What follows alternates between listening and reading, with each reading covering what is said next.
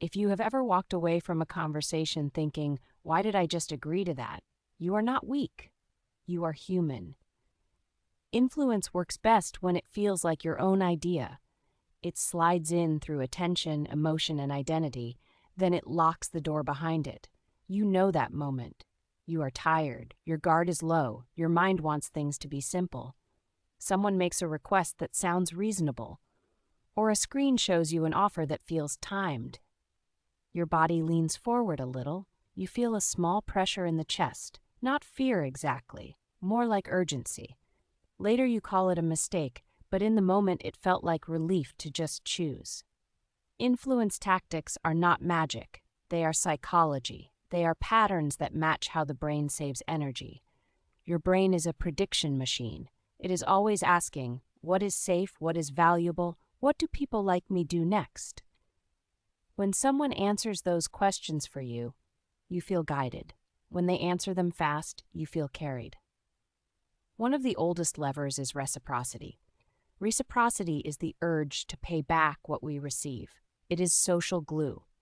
If someone gives you something, even something small, your nervous system registers a debt, not a moral debt, a tension, a loose thread you want to tie off. That is why free samples work. That is why a small favor can open a big door. It is also why some people give too much, not from kindness, but as a setup. The gift is not the point. The point is the pressure that follows it. I notice reciprocity most when it is subtle, a helpful email, a quick tip, a compliment that lands right on an insecurity. Then the ask comes later, wrapped in friendliness. If I am not paying attention, I start acting like my job is to keep the warmth alive. That is the trap. The warmth is real, but the contract is invisible. Another lever is commitment and consistency. This is the brain trying to stay coherent. Once you take a small action, you feel a pull to stay aligned with it. Cognitive dissonance is the discomfort of holding two conflicting ideas at once. If I say I care about fitness, then I skip the gym, I feel that friction, so I either change my behavior or I change my story.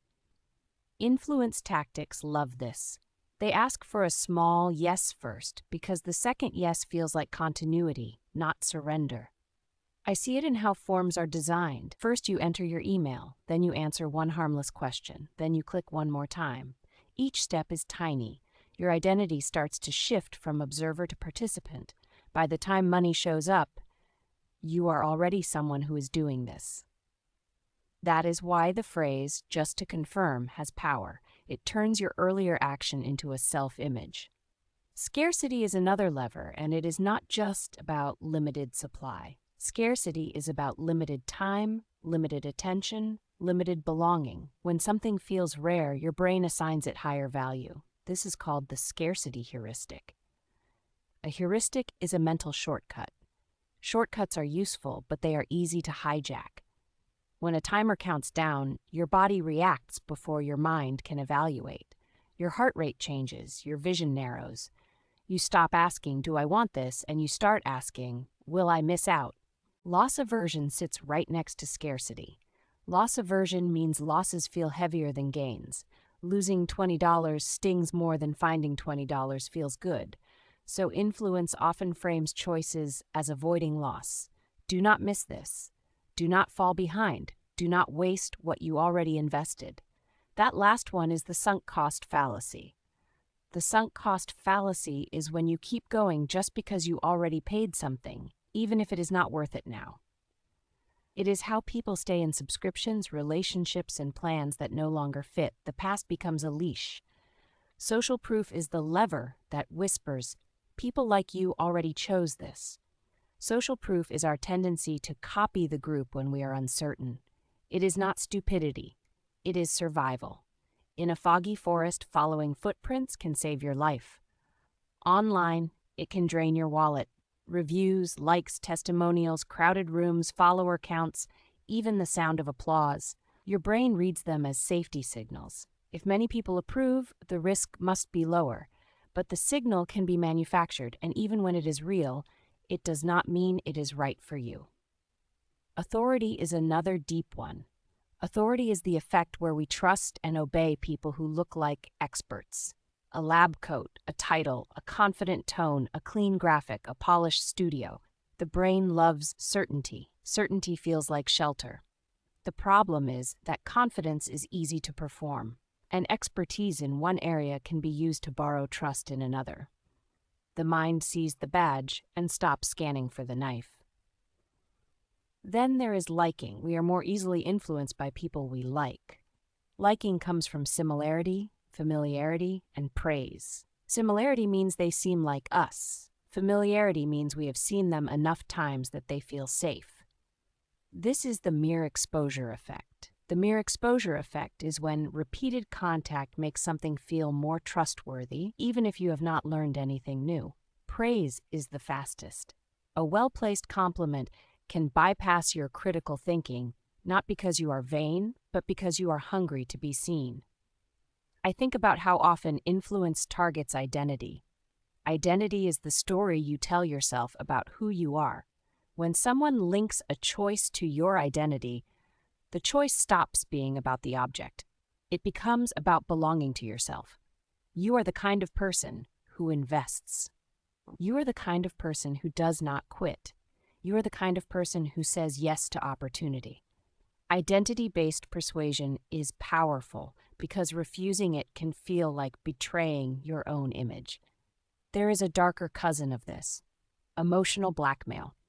It is when someone ties their emotional state to your compliance.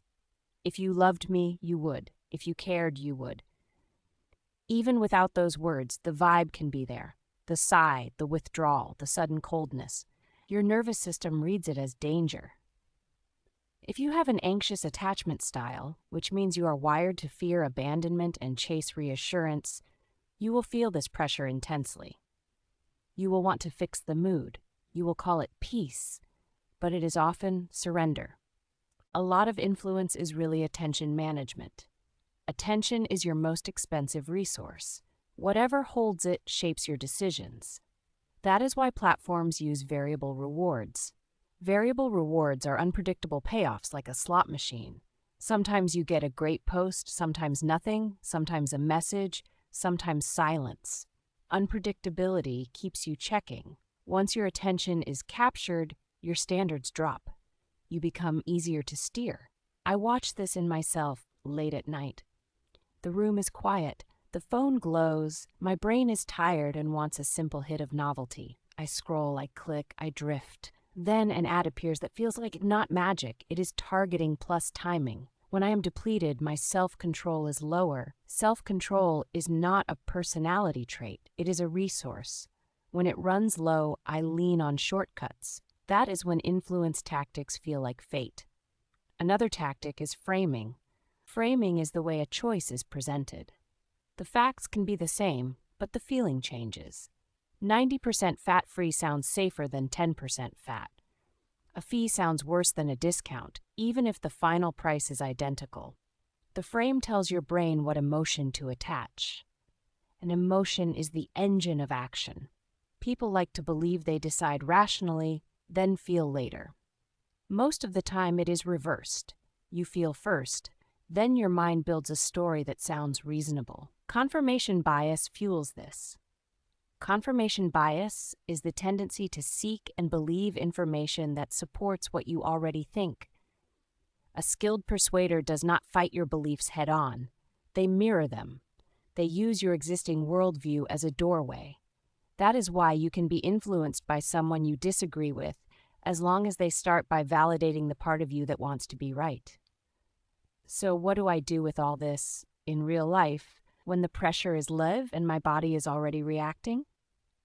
I start by noticing sensation. Influence is often a body event before it is a thought.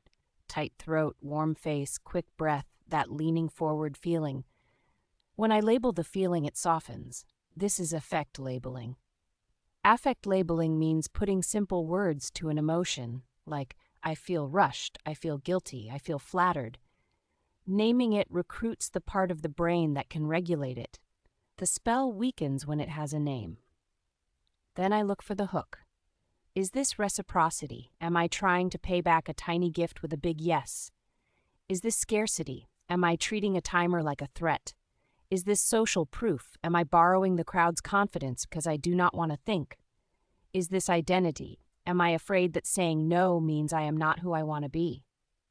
I also respect my future self. When I am influenced, I often trade the future for the present. Present me wants relief. Future me pays. So, I practice a simple pause, not dramatic, just a breath and a little space. Space is where choice lives. If someone cannot tolerate space, that tells me something. Healthy offers survive a pause. Healthy relationships survive a pause. Honest opportunities do not evaporate when you take a moment to think. There is also a quiet truth about influence that most people miss. You are not only a target, you are also an influencer. Every time you reward a behavior, you shape it. Operant conditioning is learning through consequences. If I give attention to someone only when they pressure me, I teach them pressure works. If I respond quickly to urgency, I teach urgency works. This is not blame. It is mechanics. What you reinforce, you get more of. So I try to reinforce what I respect. Clear requests, honest timing, directness. I try not to reward manipulation with compliance, even when it would be easier in the moment, because the easiest moment is often the most expensive one. When I think about the psychology of influence, I stop seeing it as a battle between strong and weak. I see it as a dance between nervous systems. People push because pushing has worked. People cave because caving has soothed pain before. Under the tactics are needs. Safety, belonging, control, relief, status. Influence is often the shortcut to a need.